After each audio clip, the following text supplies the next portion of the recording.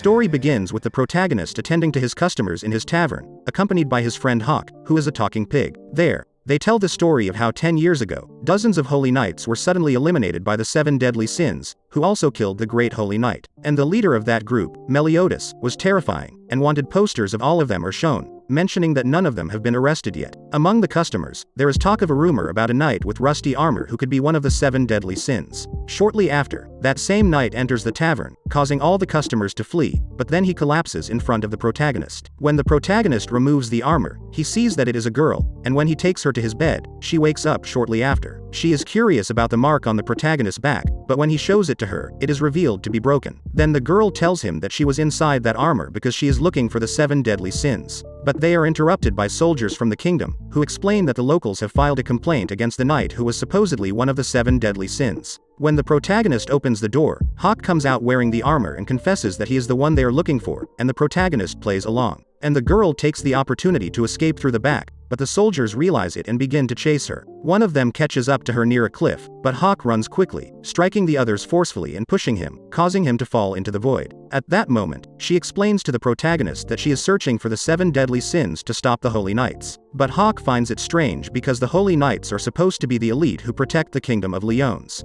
But she reveals that they have carried out a coup d'état, and the other day the entire royal family was captured by the Holy Knights, and the rumor that the king was sick is a false rumor they spread. Then she talks about the 7 deadly sins, who are the most powerful and evil order of knights in the kingdom, formed by 7 sinners with a sacred beast within their bodies. And 10 years ago, when they were accused of attempting a coup d'état, all the Holy Knights rose up against them and the group disbanded. But they are actually the good guys, as it is the Holy Knights who are torturing the people. After that, they are attacked by Twigo, an apprentice Holy Knight who possesses great power. Luckily, the protagonist saves the girl, and Twigo notices her pendant, which bears the emblem of the royal family, and identifies her as Princess Elizabeth, the 3rd princess of the kingdom. Twigo reveals that they have been ordered to find her, but he doesn't care if he kills her in the process. This causes Elizabeth to surrender to his powerful attacks, but the protagonist saves her when she tries to surrender. At that moment, the protagonist introduces himself to her as Meliodas, and she notices that he has a dragon symbol on his arm. Suddenly, Twigo's attacks are repelled by Meliodas, and in the final attack, he is sent flying far away. And then Meliodas introduces himself as the Sin of Wrath, Meliodas, the dragon Sin of Wrath. He tells Elizabeth that he has already found one of the 7 deadly sins and that he now needs to find the remaining 6,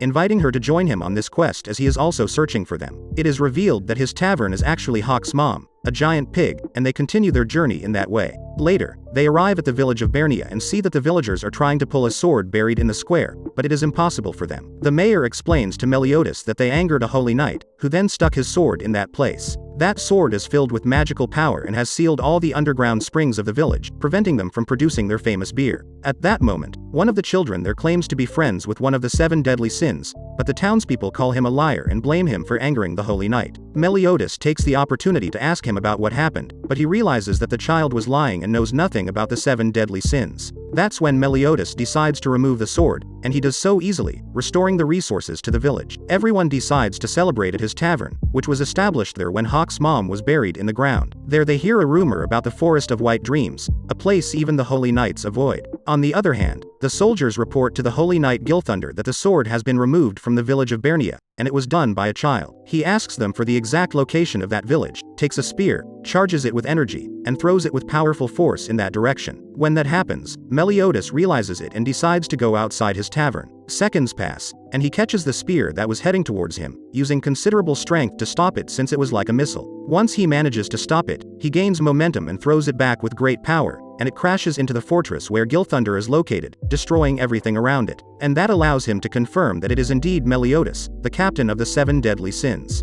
After that, Meliodas decides that they will go to the Forest of White Dreams because another one of the 7 deadly sins is likely to be there. Later, we see Gilthunder arriving in the village of Britannia, and they inform him that Meliodas went in the direction of the Forest of White Dreams. We return to Meliodas, who once inside the mist-covered forest, suddenly sees many copies of Hawk, and then Elizabeth. But Meliodas easily discovers the imposters, and they find out that they are creatures fleeing from there. When they reach them, they encounter a giant from the giant clan. It turns out to be Diane, the sin of envy of the serpent, who is happy to see Meliodas, but after seeing Elizabeth, she becomes quite jealous and beats him to the ground. Afterward, she calms down, and Meliodas tells her that he is on a journey with Elizabeth to gather the 7 deadly sins and stop the Holy Knights. Diane agrees to go with them, but at that moment, they are surprised by Gilthunder, and Elizabeth recognizes him as a holy knight who was very close to her father, the king. She also reveals that he is the son of the great holy knight, Zaratros, and she has known him since she was little. This makes Meliodas recognize him, as Gilthunder used to attend his training sessions at the palace. Gilthunder reveals that his intention is to stop the 7 deadly sins for the coup d'état and also to avenge his father's murder at their hands.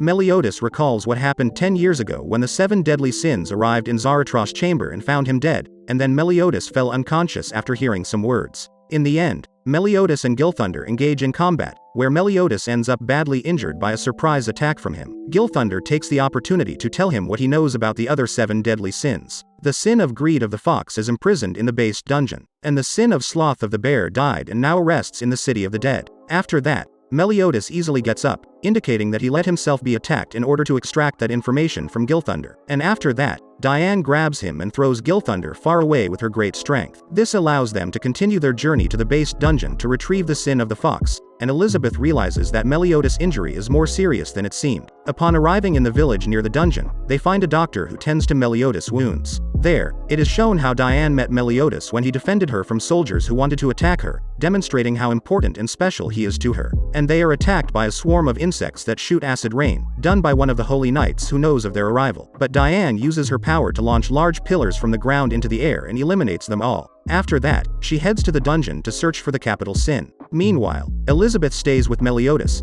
but suddenly they see an invisible holy knight there, and they realize that the local who attended to Meliodas actually administered various poisons to his body. The holy knight tries to take Meliodas' sword, but suddenly Meliodas gets up and takes it back, revealing a strange mark on his face, causing the holy knight to flee. Elizabeth sees that Meliodas' wounds have miraculously healed. On the other hand, Ban, the sin of greed, overhears the guards talking about Meliodas, and this causes him to kick down the door and scare them. It is also shown that he removes the stakes that were restraining him, leaving him with several wounds. At that moment, Jericho, an apprentice holy knight, appears and orders the guards to report Ban's escape to the other holy knights, who are a total of 4. She launches a series of cutting attacks at Ban, but upon realizing it, she sees that she only cut his hair and that his wounds have healed. Ban takes the opportunity to remove her armor, and then leaves her abandoned there. But shortly after, one of the holy knights appears and impales him with a stake in his chest. Despite that, Ban continues to talk to him casually and explains that he allowed himself to be captured by him 5 years ago because he wanted to feel pain, a pain that would make him truly feel alive. But since he heard about Meliodas, he no longer needs that, and then he takes the stake and impales the holy knight with it, killing him.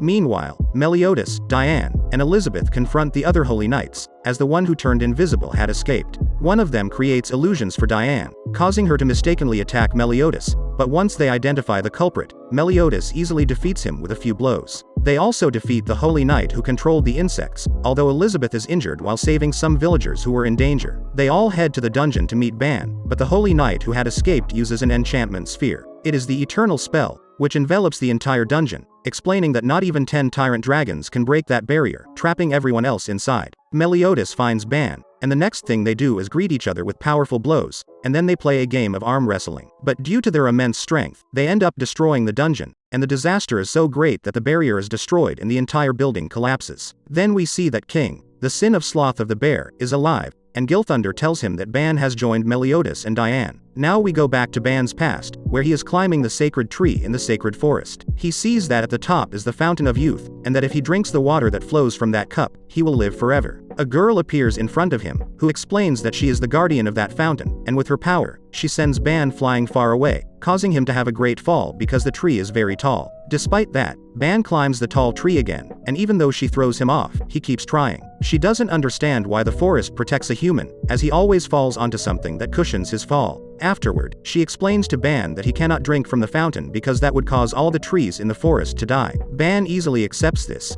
as she has the ability to read minds and verifies that he is telling the truth, which makes her trust him, and she tells him her name is Elaine. Returning to the present, Meliodas and the others arrive at the capital of the dead, where King is supposed to be, and they decide to investigate. Ban, going alone, finds a girl who falls to the ground, but when he picks her up, her brother becomes aggressive towards Ban, and in the end, he ends up burying a fork in Ban's body. Despite that, when he removes the fork, his wounds heal, and just after that, King appears and stabs Ban with a spear through his chest. After that, King reminds Ban of the sin he committed, being led by his greed, and the price of his immortality. He killed the sacred guardian of the Fountain of Youth, Elaine. This prompts Ban to try to confront him, but when Meliodas arrives, King decides to leave. Then the children that Ban saved tell him about that place and give him the riddle to enter the capital of the dead. It is a memory of immeasurable value shared with the deceased that will open the path to the portal. On the other hand, upon seeing Diane, King starts thinking about her, as he is in love with her, and when he sees Meliodas, he thinks that even though 10 years have passed, Meliodas hasn't changed his appearance at all.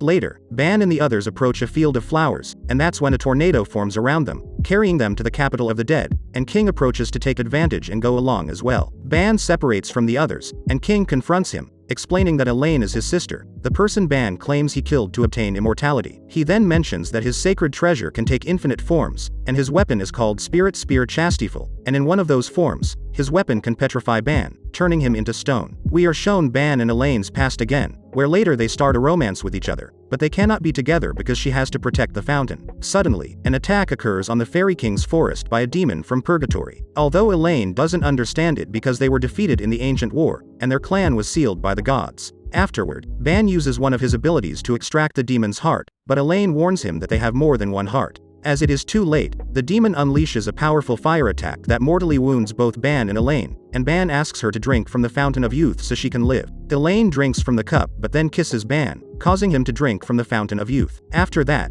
thanks to immortality, Ban confronts and defeats the demon but says goodbye to Elaine, who dies shortly after in his arms. Returning to Ban as a stone, it is shown that Elaine, being in the capital of the dead, approaches him, and with a kiss, she breaks the petrification. She explains that in that place, a living person and a deceased person with a strong bond can reunite, and only that person can see her. King doesn't understand why Ban is talking to her and is convinced that he is to blame for the forest burning and his sister's death. Ban takes the opportunity to tell Elaine that one day he will make her his, and then he goes to help Meliodas and the others since a Holy Knight has infiltrated that place and is confronting them. Her name is Gila, and she recognizes that Meliodas' ability is full counter, which consists of reflecting any ability launched at him with added power. Diane has her ability called Creation, and she has a strong connection with nature. They have difficulties as Gila is very strong, but while that happens, Elaine tells King that 700 years ago, when he assumed the position of king and lived alone, it was Ban who dispelled that loneliness for a week. She asks King to help and trust Ban, which he does, and when they fight the Holy Knight, it becomes clear that King is much stronger than the others.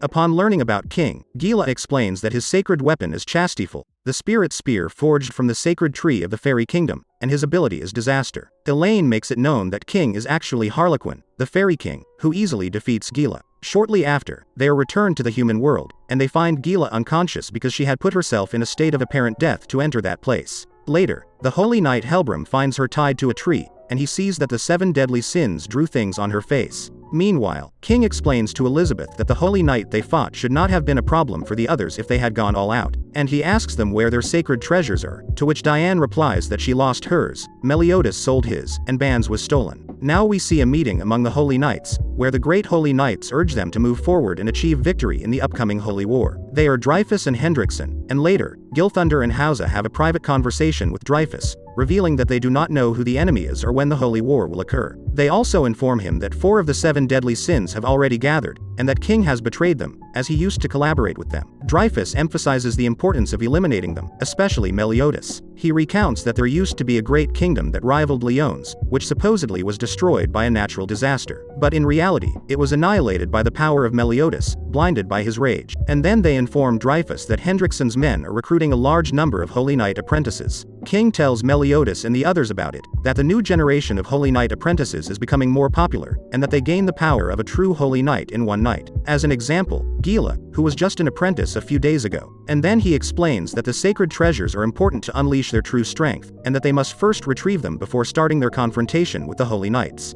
Now we are shown Twigo and Jericho, who are taken to a cave by Gila and Helbram. There they are greeted by Hendrickson, who shows them the body of a demon, from which he cuts its skin to serve 2 cups of demon blood, offering to increase their power with it. He explains that they found that demon in the Fairy King's forest, although they don't know how it got there, and that if they drink its blood and are compatible, their power will skyrocket afterwards. The two decide to drink from their cups, but Twigo ends up exploding as he is not compatible, while Jericho gets up shortly after, accepting the demon blood. We go back to Meliodas and the others, who arrive in the town of Bizel, where it is said that Gideon, Diane's giant hammer, is located. But she cannot go as it would cause panic among the locals, and Elizabeth stays with her. They discover that there will be a combat festival, where the prize will be Diane's sacred treasure, and Meliodas, Ban, and King also enter the list to fight. Later, they discover that one of the participants is Diane, who is now the same size as them, and that Elizabeth has become much smaller. Diane explains that it was a mushroom monster that expelled gas towards them and made them shrink. Now the fight between Meliodas and Ban begins, where they recall when they first met. Meliodas was informed that the criminal Ban was accused of burning down the Fairy King's forest,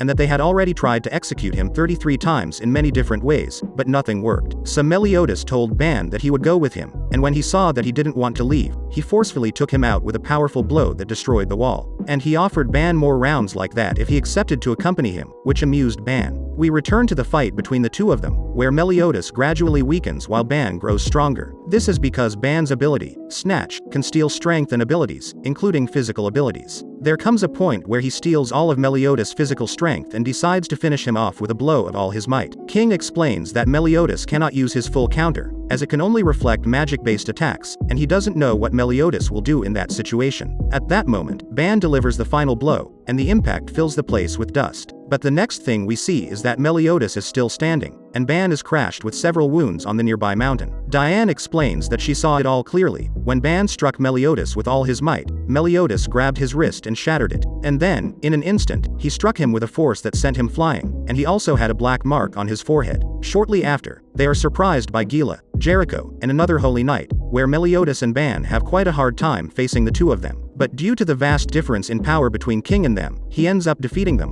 while Diane fails to retrieve her Gideon and falls into a crack in the ground because of that other Holy Knight. It is there that Elizabeth returns to her original size, and they meet Veronica, her sister, who is accompanied by Griamore, a loyal guard of hers. Veronica uses a collar that was given to her, which only affects demons, and she traps Meliodas inside it. Meanwhile, King confronts Helbram, whom he recognizes immediately, and asks him how he can still be alive, which allows Gila and Jericho to continue with their objective. The two of them reach Veronica and demand that she hand over Meliodas, his sword, and Elizabeth, as they have orders from Hendrickson to take her alive or dead. But Griamore traps them with his power, and in that moment of distraction, Elizabeth decides to flee with the collar in which Meliodas is trapped. What happens is that Elizabeth steps on a magical explosive mine, and Veronica pushes her to save her, but she suffers a large part of the explosion. In her last words, she orders Griamore to protect Elizabeth, then she dies in Elizabeth's arms, who is quite saddened by her loss. As Elizabeth calls for Meliodas' help, he breaks the seal of the collar and starts to escape from there as a dark aura is unleashed. Ban recognizes that feeling as that of a demon, and it is seen that Meliodas now has a demonic appearance on various parts of his body. And the first thing he does is cut off Gila's hand and then attack her with tremendous force. There, Jericho uses an orb with an ultra-fast healing spell, and she reattaches the hand that had been cut off, thanks to that spell. Ban takes advantage of having entered that spell's range and immediately heals from Jericho's wounds,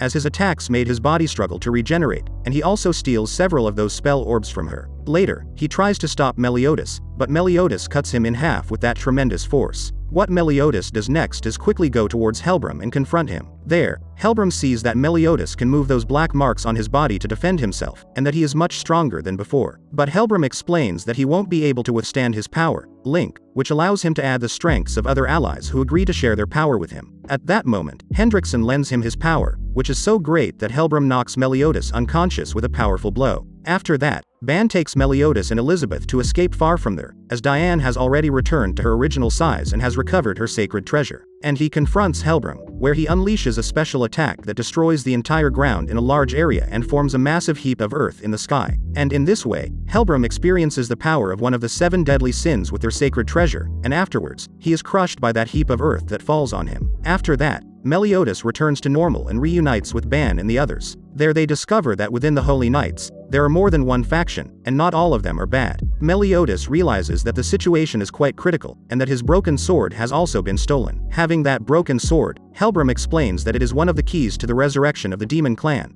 a fragment of the coffin of eternal darkness. The next day, Meliodas and the others settle in the forest and hear a noise coming from afar. Meanwhile, Elizabeth encounters a curious boy named Alan, who has been visiting and reading books to Gowther, the sin of lust of the goat, who is an armored giant, but she is unaware of that. This information reaches Helbram, who orders a group of assassins called Dawn Roar to take care of him. Later, Meliodas, Ban, and King go to the place where Gowther is, and he is attacked by the assassins of Dawn Roar. And in the midst of that battle, Alan suddenly appears, paying no attention to the fight happening in front of him and speaking directly to the giant Gowther. Shortly after, the assassins manage to shoot a highly powerful arrow at Gowther, but it is suddenly stopped by Alan. It is there that he reveals his true identity, being Gowther, one of the 7 deadly sins, and it is seen that his hair changes color, and he also shows the symbol of the goat. Gowther speaks in a very logical and cold manner, and he decides to suddenly cut off the head of the being wearing his armor. And he hands it to Thredder, the leader of the assassins, as it is the most peaceful solution, which he accepts, and they leave with the head, as that was their objective. Later, Gowther explains to Meliodas that originally, the monster in his armor was a human, and he was also a holy knight at one point. Right after that, the monster stands up even with its head severed, and it is seen that the human part of that former holy knight is in its chest. What Gowther does is shoot an arrow at him with his invasion, which immerses the target in an illusion of what they most desire to see, and this causes the monster to remain still. In those memories, it is revealed that he is Gila's father, who left her in the past, and he was an apprentice holy knight 10 years ago. While that happens, Cain, a retired holy knight and acquaintance of Meliodas, visits Elizabeth, and he mistakes her for Liz, as he believed that Liz had come back to life when he saw her face. He tells her that Liz was her nickname, but her real name was Elizabeth, just like her, and she was Meliodas' girlfriend. Liz was a knight from the enemy kingdom, and they captured her after a failed night attack on Danafor, but he saved her. At that time, Meliodas was the captain of the Holy Knights of Danafor. Officially, Liz was a slave from another kingdom and never trusted anyone but herself. But over time, she and Meliodas fell in love. Then he shows her a sword, which was a gift from Meliodas to Liz, and Cain has carried it with him for many years. He asks Elizabeth to give it to him. She hears the commotion and heads to the location, and with that sword, Meliodas easily defeats that monster. They speculate that someone is creating monsters and using the Holy Knights as test subjects. Gowther confirms that Hendrickson is the culprit, as he entered the memories of the Holy Knight they recently defeated. Later, they discuss what happened during the coup d'état and how they were blamed for it. At that moment, Gowther sees Meliodas' memories and discovers who knocked out Meliodas when he was trying to escape. It turns out to be the symbol of the boar, Merlin, the sin of gluttony, but his motives are unknown. We're with Jericho, who tells Gila that she followed the assassins who went after Gowther. She felt that the monster she saw emitted the same aura as the demons from whom they drank their blood, and that of a holy knight as well. When they left the monster's corpse, she approached it and retrieved a jewel, which she shows to Gila. Later, Meliodas tells the others that they need to retrieve the hilt of the stolen sword. The dragon handle is a necessary relic for the ritual of the coffin of eternal darkness. He explains that in the past, the giant clan, the fairy clan, and the god clan joined forces with humans, and they used those relics to create the seal that locked away the demon clan. Then we see that Dreyfus discovers Hendrickson's true plans and speaks with him privately. Hendrickson tells him that his plan is to release the demon clan in order to start the Holy War, and that the preparations are nearly complete, and that after retrieving the dragon handle that Meliodas had, the only thing left is the final fragment of the seal to unleash the demon clan. Dreyfus opposes the idea, but Hendrickson reminds him that he has no right to have an opinion since Dreyfus asked for his help 10 years ago in his plot to kill his brother, Zaratros. He orders his magician, who can use teleportation, to kidnap Elizabeth, as she is the final piece to break the seal. This woman suddenly appears behind Elizabeth and teleports away with her and Hawk, who was by her side. This angers Meliodas, and he tells the others that they will go to the capital to rescue her. Diane grabs Meliodas, Gowther, and Ban together and launches them directly to the capital with great force. At that moment, a large army visits the southern region of the kingdom, led by the new king of Camelot, Arthur Pendragon. Hendrickson decides to speak with him in person. There, Arthur explains that he has been indebted to the King of Lyons for many years and has come to repay his debt. After that, his hooded magician makes their entire army disappear with a snap, explaining that it was a ruse to make Hendrickson feel obliged to see him in person. But Hendrickson informs him that his king is bedridden and cannot receive visitors. This prompts Arthur to find more reasons to stay since his accompanying magician can heal the king. In the end, Hendrickson agrees to grant Arthur access, but once inside, it becomes clear that Hendrickson has led him into a trap,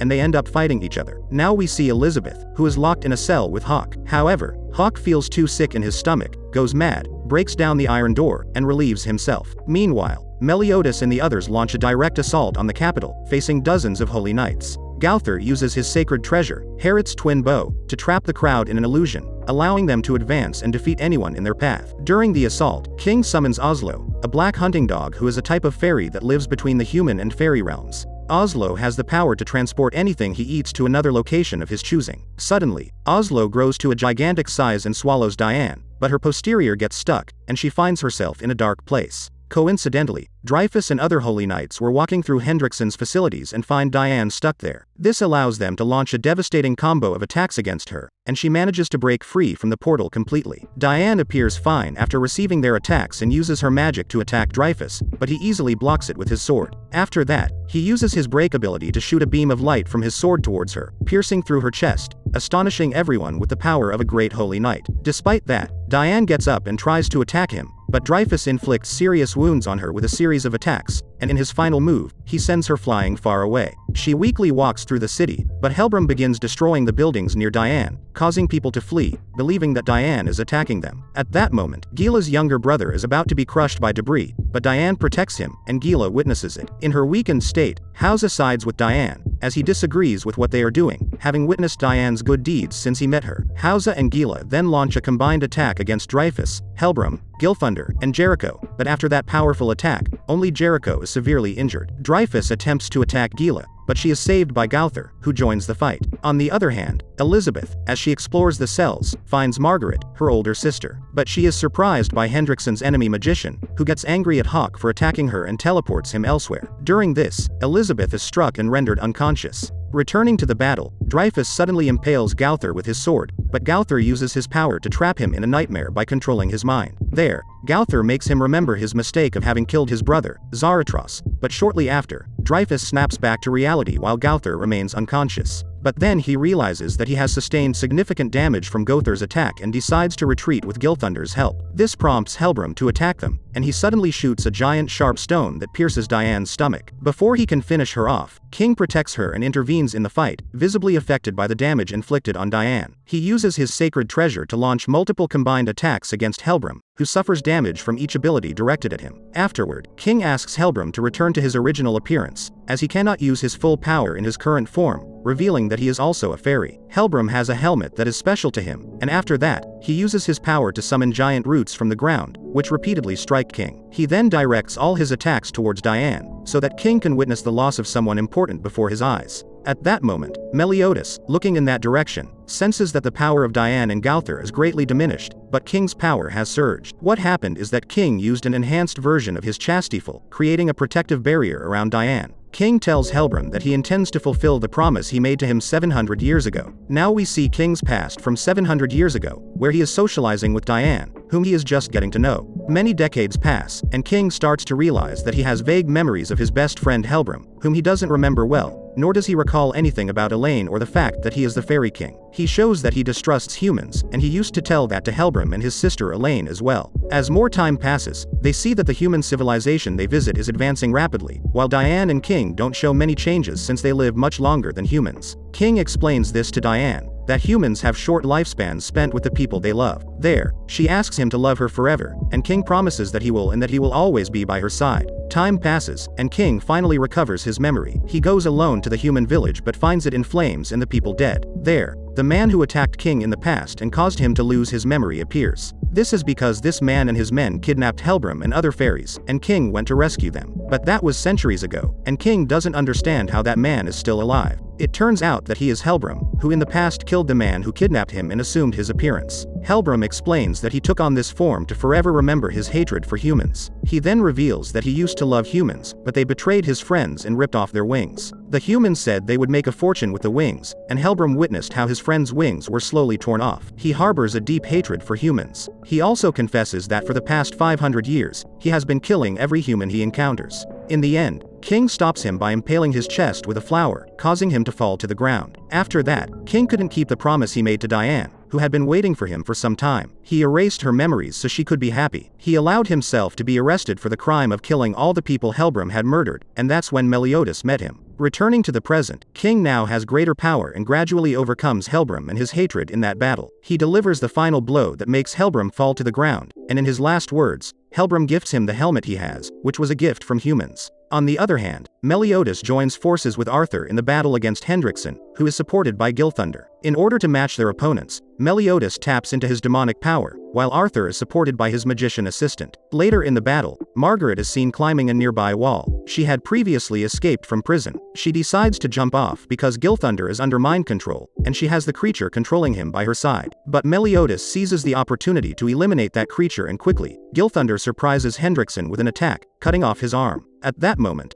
Arthur catches Margaret carefully and ensures her safety. Gilthunder asks Meliodas to leave him in charge, as he has been waiting a long time to avenge his father's killer. Just then, Gilthunder launches a series of powerful attacks on Hendrickson, using all his power, leaving Hendrickson unable to counter and finishing him off with a powerful lightning strike. Then, Vivian, Hendrickson's allied magician, decides to confront them but is interrupted by the sorceress who is Arthur's ally. She turns out to be Merlin, the boar's sin of the 7 deadly sins. We now see Ban, who infiltrated the kingdom's chambers to obtain an artifact that allows him to contact the clan of the gods. He uses it to ask them to revive Elaine, but in return, they ask him to take someone's life, and that someone is Meliodas. Meanwhile, Merlin guides Meliodas and the others to the king, where Elizabeth is also trapped. But Merlin explains that they can't access his room because it is enveloped in a spell called Perfect Cube. This technique from the spirit world repels any magic, no matter how strong. However, Merlin easily opens the doors, explaining that she used absolute cancel, meaning she severed the magic of her apprentice Vivian completely. When everyone gathers, Dreyfus arrives, but he accepts his defeat and explains that he hoped to win the Holy War to atone for his crime of plotting against his brother Zaratros 10 years ago.